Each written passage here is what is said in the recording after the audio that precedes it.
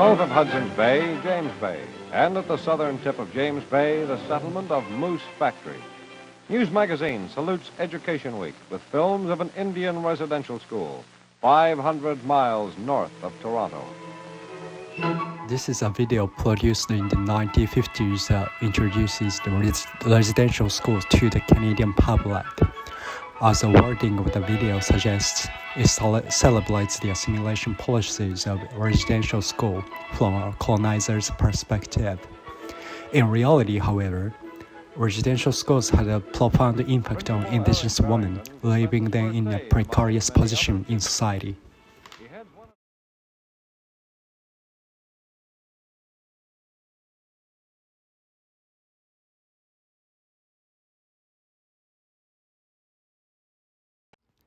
This video explores how two films, The Body Remembers When the World Broken Open and Malignant, represent the precariousness of the Indigenous woman through the use of white and filming techniques such as handheld cameras, and argues that these representations ultimately contribute to the ending of the two films, which symbolize survivance.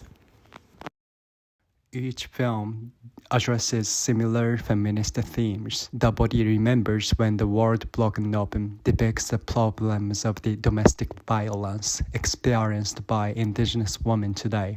Malignant depicts the conflict within the Indigenous community when female characters are abducted and attacked by men from different communities. One common feature of these films is the symbolic use of white. By wearing white, Rosie completely mixes with white of the background, implying that Rosie is marginalized in society that does not provide adequate social support. Similarly, in Malignant, when the male characters goes hunting, the female characters wear white and is completely assimilated with the snowy background. This is because the use of white in both films implies the social vulnerability of the female characters in each film. In addition to the use of white, the handheld camera effects also show the social and emotional instability of the female characters in each film. The use of white and the use of handheld camera emphasize the vulnerability of the female characters in the early stages of each film, and the shift in position of the female characters at the end of each film. Furthermore, each ending scene symbolizes a narrative structure based on Bison's Survivance. Survivance is a concept that affirms the rebellion and the struggles of the Indigenous peoples against their colonizers within an artistic context and sees those struggles as aesthetic. What I mean by these endings symbolizing survivance is that each female character abandons her white clothing, wears black clothing in the ending scene.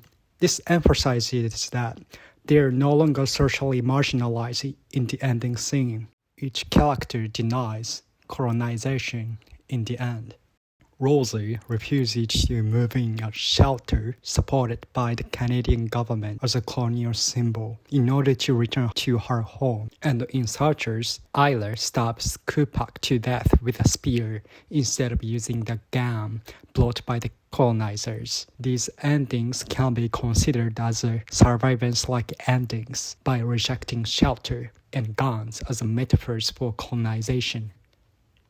In conclusion, the use of white and handheld camera contribute to the precarious position of female characters in each of the films, and to the importance of the survivance-based ending.